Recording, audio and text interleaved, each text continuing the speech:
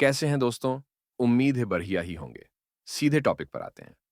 देखिए, ये जो डिवाइन गेम्स थंबनेल में और टाइटल में है आज, इसका वीडियो के कंटेंट से कोई लेना-देना नहीं है। पर ये नाम 1-2 वीडियो में और आएगा। हमारे पास 2 ऑप्शंस थे। या तो कल्कि की रूट या यात्रा किस तरह चलेगी, उसके मायने क्या होंगे, उस पर बात कर लें। या फिर भवसागर से मुक्ति कैसे मिलेगी, इस कलयुग में उस पर बात कर लें। हमें पता है आप यात्रा के रूट के बारे में ज्यादा जानना चाहते हो, पर हमें ऐसा लग रहा है कि इस भवसागर में मुक्ति कैसे मिलेगी, उस पर पहले बात कर लें। तो जो अगला वीडियो है कि कल की अवतार की यात्रा का रूट क्या होगा, कैसे चलेगी, आप ये मान लीजिए इस वीडियो का अगला ही हिस्सा है। तो इस कलयुग में भवसागर से मुक्ति कैसे मिलेगी?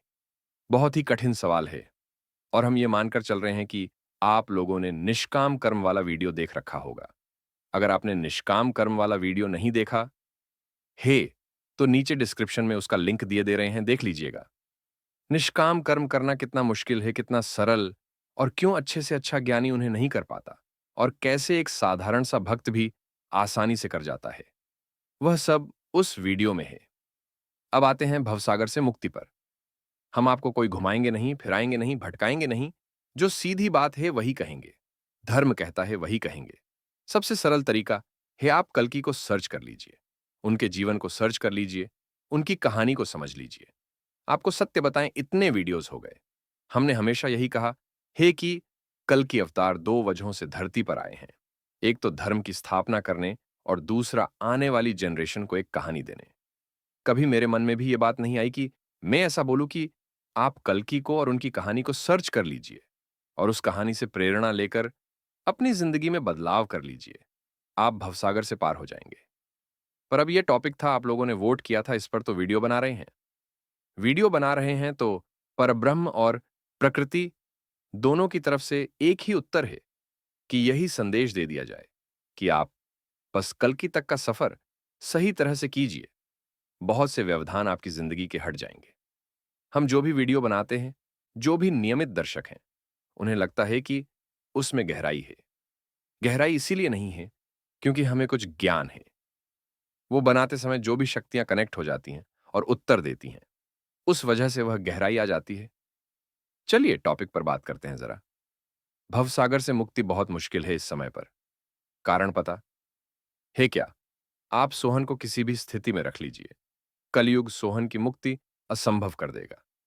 सोहन अगर ईमानदारी से चल रहा है और अपने परिवार को वह सुख सुविधा नहीं दे पा रहा जो बेईमानी से चल रहे हैं वह दे पा रहे हैं, तो सोहन व्याकुल रहेगा। कितना भी विशाल कर्मयोगी है, पर सोहन का परिवार ही सोहन को व्याकुल, बेचैन कर देगा कि जब दूसरे लोग एक आलीशान जीवन जी रहे हैं तो वह क्यों नहीं जी पा रहा। चलिए मान लीजिए सोहन का परिवार सोहन को व्याकुल नहीं करता, समझदार है और उस कठिन स्थिति में कुछ व्यवधानों के साथ जी रहा है, खुश है उसमें भी। पर फिर सोहन खुद अपने परिवार को उस स्थिति में देखकर बेचैन हो जाएगा। उसके परिवार का मोह उसे बेचैन कर देगा कि इस ईमानदारी के रास्ते पर उसे क्या मिल रहा है। हो सकता है आप बोले कि जब परिवार उस स्थिति को झेलने को तैयार है और सोहन भी ईमानदार है, तो फिर शायद सोहन बेचैन ना हो। अगर सोहन इतना ही निर्मोही होता, तो फिर साधु बन चुका होता। उसे परिवार की चिंता है, चाहे वो धर्म मानकर ही जीवन क्यों ना जी रहा है, तभी वह कर्म भी कर रहा है। अब आगे आते हैं, अगर सोहन साधु भी बन जाता है और परिवार के प्रति अपने उत्तरदायित्व नहीं पूरे करता, तो फिर वो एक अधर्म कर रहा है, साधु भी नहीं बन पाएगा। और अगर सोहन अपने आप को बाकियों की तरह गलत रास्ते की तरफ घुमा देता है, तो फिर तो वैसे भी अपने प्रारब्ध खराब कर रहा है। तो मुक्त होने की बात तो लेफ्ट कर दीजिए। सोहन का अपने प्रारब्ध भी सही कर पाना इस युग में बहुत मुश्किल है। देखिए, जब तक मन में व्याकुलता रहेगी, बेचैनी रहेगी, अशांति रहेगी, आपका मुक्ति का सफर शुरू भी नहीं होगा। फिर चाहे आप कितनी पूजा करो, कितना ही ध्यान लगा लो, योग कर लो, उन सब बातों का कोई फायदा नहीं। शांति आपको धारण करना सीखनी होगी, मन के अंदर की शांति। बाहर फिर तूफान ही क्यों ना आ रखा हो। पहले के समय पर भी यह बहुत आसान प्रक्रिया नहीं थी, पर इतनी कठिन भी नहीं थी जितनी आज हो चुकी है। पहले के समय पर एक शब्द हुआ करता था, गुरु, संत। ये सब बहुत दुर्लभ नहीं थे। समय के साथ साथ ये सब दुर्लभ होते चले गए। आज की तारीख में अगर हम देखते हैं तो हमें ऐसा आदमी नजर नहीं आता जो संत या गुरु जैसे शब्द को धर्म समझकर जी रहा हो। आप किसी का भी नाम बोलेंगे, हमें पता है उसने पीछे क्या खेल किया है। जो जितना धर्म के ऊपर बोल रहे हैं वह उतना ही विशाल पाप छिपा रहे हैं। हम व्यक्तिगत नहीं होना चाहते, पर समस्या विकराल है। कल की अवतार की कहानी जब आप लोगों के सामने आएगी पूरी तरह से, तो देखिए वो कहानी बहुत कॉम्प्लिकेटेड है। आपने महाभारत स्टडी तो की होगी। दुनिया की सबसे कठिन कहानी है महाभारत। कल्कि की कहानी महाभारत से भी कहीं ज्यादा कॉम्प्लिकेटेड या कठिन है। पर कर्म धर्म, जीवन कैसे जिया जाता है, कैसे अपने आप को समर्पित कर दिया जाता है, आपको जीवन की हर बात का समाधान मिल जाएगा उसके अंदर, हर एक बात का। पर फिर समस्या वही पहुंचेगी, आप असली कल्कि तक पहुंचोगे कैसे? वहां पर भी तो बहुत सारा भ्रम है। मुझे पता है क्या लगता है, जो सबसे कठिन समय था ना, वह आपने और हमने पार कर लिया है। अब उतनी कठिनाई है नहीं। पर पता है फिर भी हमारे और आपके रास्ते में अंतर था। मैं जो कुछ भी कह रहा हूं हमारे जो नियमित दर्शक है उन्हें कह रहा हूं। हाँ, तो हमारे और आपके रास्ते में कल्कि तक पहुंचने में अंतर था। आप लोग कल्कि को खोज रहे हैं जब इतना भ्रम फैला हुआ है उन्हें लेकर। तो इतने भ्रम के बीच में भी इस चैनल पर टिके रहना, क्रेडिट तो आप लोगों को जाता है। हमारे लिए यह मुश्किल नहीं थी। हमारे लिए मुश्किल ये था कि प्रब्रह्म, प्रकृति और कल्कि तीनों की एनर्जीज हम कई सालों से देख रहे हैं, उन्हें समझ रहे हैं। ये तीनों जिस भी कार्य के लिए एक हो जाती है वह काम हो ही जाता है। पर बात यह थी कि आप लोगों को यह दुविधा कैसे समझाई जाए। जब हमने चैनल शुरू किया था, हमें तब से पता था कि कौन आदमी गलत बोल रहा है, कौन सही, और कोई भी इस स्थिति में कितना है कि कल्कि को सामने रख पाएगा या उनकी कहानी खोल पाएगा। बातें बातें, बस बातें, बातों के अलावा कुछ भी नहीं होगा। कठिन था आप लोगों को यह समझाना कि कल की अवतार के कर्मों का खेल शुरू होगा कहां से, चलेगा कैसे, कितनी शक्तियां हैं, कैसी शक्तियां हैं। अब आप उस कहानी में हिस्सेदार हो। आप सब जगह, रूट, सब आप ही ने तय किया है। आप और हम अब कई कठिन टॉपिक्स पर बात कर पाते हैं, पर इतने कठिन टॉपिक पर पहुंचने में समय लगता है।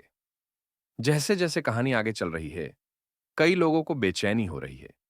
जितनी उन्हें बेचैनी होती है, उतना ही वह उल्टा सीधा बोलने की कोशिश करते हैं, उतने ही परेशान हो जाते हैं।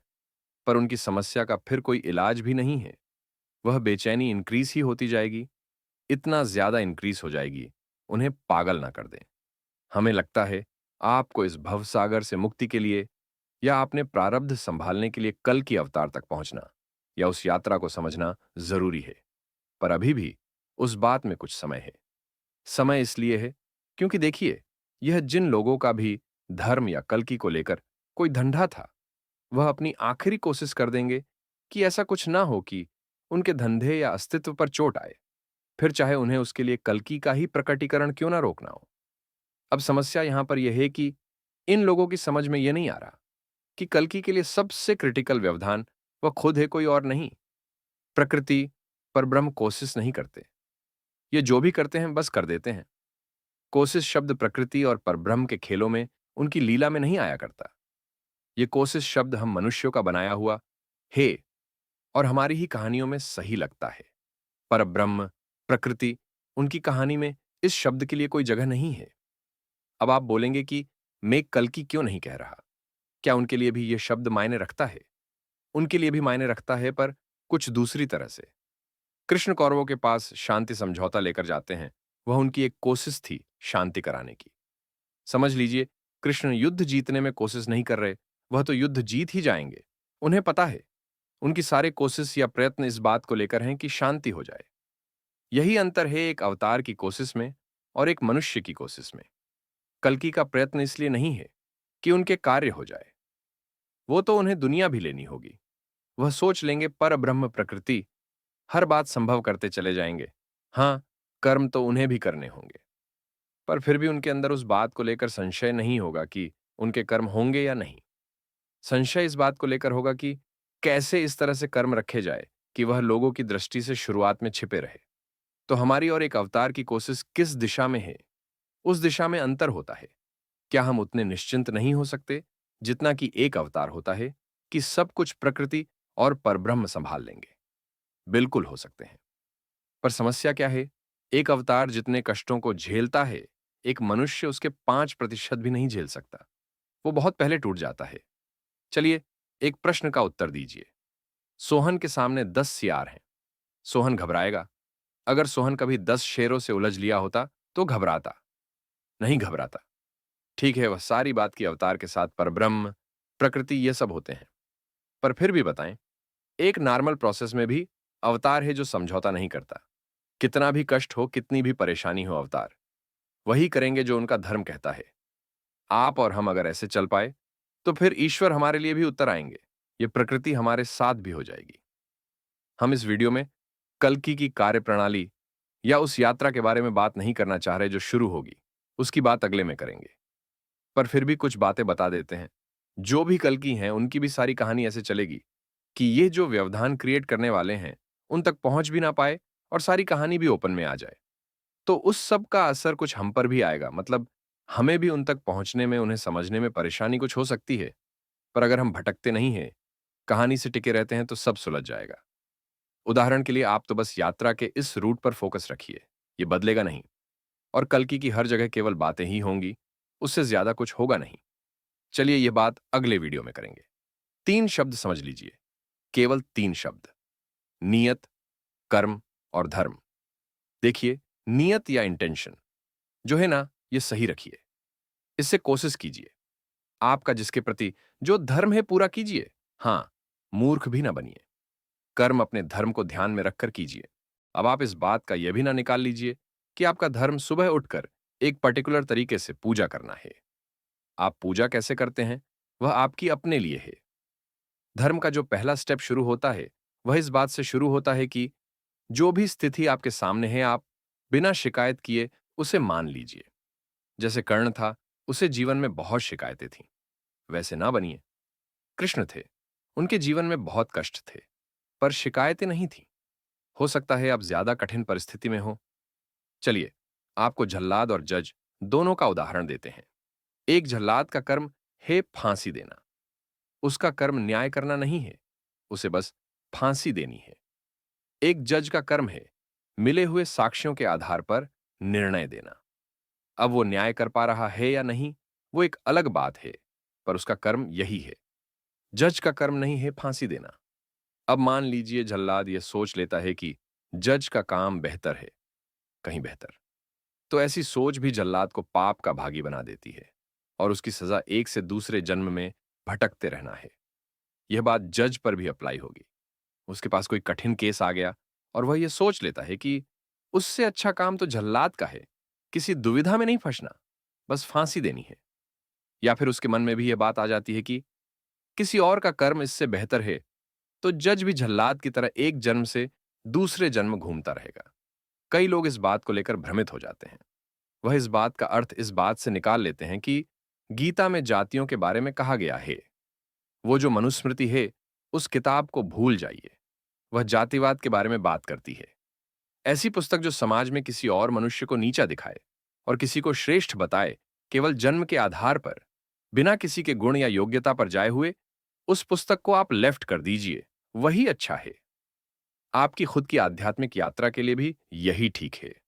पर गीता का किसी भी जातिवाद से कोई लेना देना नहीं है। जब तक अधर्म पर टिके रहेंगे, धर्म नहीं कर पाएंगे, और जब तक धर्म नहीं कर पाएंगे, कभी प्रारब्ध काट नहीं पाएंगे।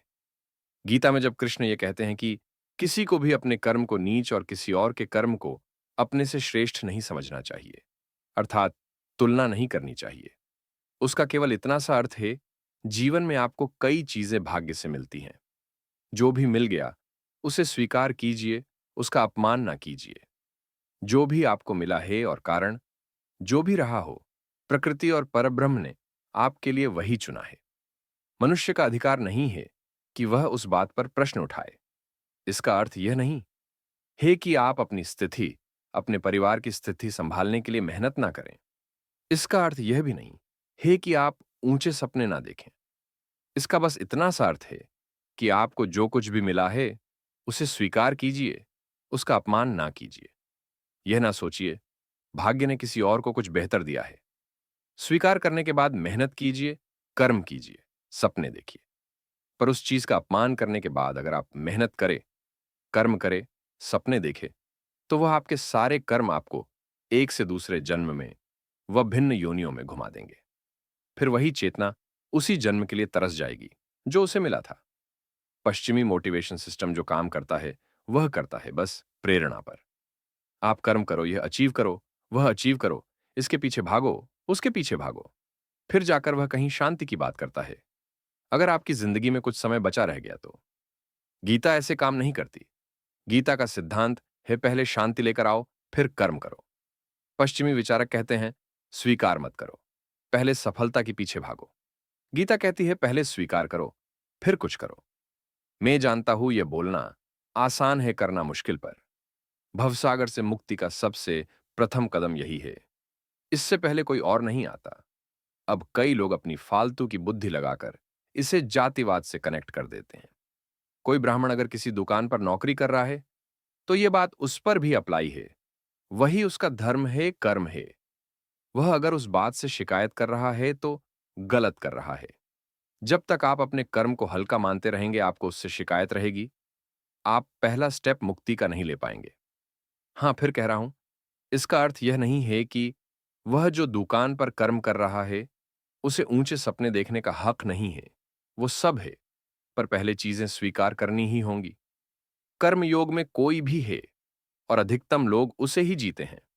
कोई त्रिकाल संध्या, कोई पूजा, कोई ध्यान आपको उस जगह पर नहीं पहुंचा पाएगा जिस पर आपको आपका यह एक विचार पहुंचा देगा। और यह विचार अगर आपके अंदर नहीं आया तो यह तय है कि हर हाल में आपका अगला जन्म इस जन्म से और नीचे होगा। हो सकता है मनुष्य जन्म ही ना मिले। बात केवल आपके कर्म की नहीं है। यह विचार आपके पूरे जीवन में ही बहुत गहरा परिवर्तन ले आएगा। आपकी अगर कोई शिकायत अपने माता पिता से होगी तो वह कम हो जाएगी। आप अगर यही बात आने वाली जनरेशन को सिखाओगे तो वो कृतज्ञ हो पाएंगी।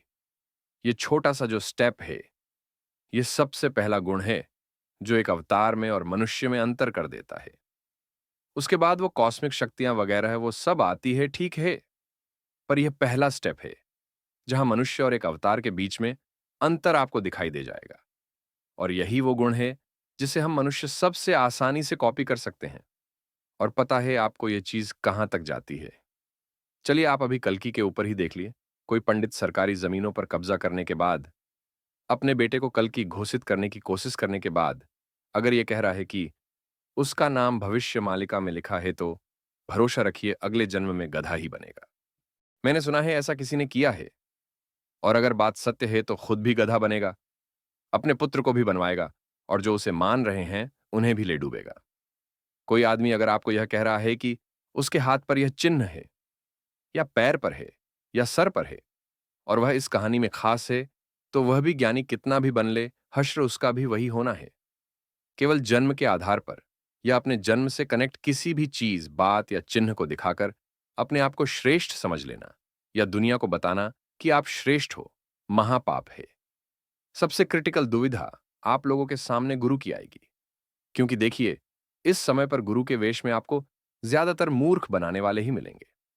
और रही बात कल्कि की, तो वह मानने वाले भी नहीं कि वह कल्कि हैं या कोई सज्जन पुरुष भी हैं। ईश्वर की असली पूजा अगर आप करना चाहते हैं तो सबसे पहले तो उनके प्रति कृतज्ञ होना सीखिए, जो भी आपको मिला। अगले वीडियो में हम कल की अवतार की यात्रा की रूट डिस्कस करेंगे, तो इस टॉपिक को वहां कवर करेंगे। अब हम जरा सा सेवा योग पर आते हैं। कर्म योग के बाद सेवा योग अपने प्रारब्ध सुधारने का सबसे सही और सरल तरीका है। पर आपको यहां एक बात समझनी होगी। जो हमारे पुराने दर्शक हैं, वह जानते हैं कि हमने 2-3 बार फॉर्म भरवाए, लोगों को इन्वॉल्व किया, कुछ समझने के लिए। पर फिर किसी कारणवश हम रुक गए। हमें हर तरह का रिस्पांस मिला, जिसमें से एक ये था कि हम कल्कि की कहानी में बस सेवा के उद्देश्य से कनेक्ट होना चाहते हैं। आपकी भावनाएं सही हो सकती हैं, पर कुछ बातें आपको समझनी होंगी। कल्कि जो कुछ भी करेंगे, उसका एक प्रतिशत हिस्सा भी मार्केट में हिस्सेदारी के रूप में नहीं बिकेगा। उसका कारण यह है कि इस कार्य के ऊपर पूरी दुनिया का भविष्य टिका होगा और उसकी एक प्रतिशत हिस्सेदारी भी किसी को बेचने का अर्थ है उस मनुष्य को इस दुनिया की या आने वाली जनरेशन्स के हितों में अपने फायदे के लिए एंटर करने का हैक देना। जब कल की बाहर से कहीं से भी पैसा नहीं लेंगे और सारा सिस्टम खुद ही बना देंगे ताकि लोगों को परेशानी ना हो आगे, तो यह संभव नहीं है कि वह कहीं से भी दान या दक्षिणा लेंगे।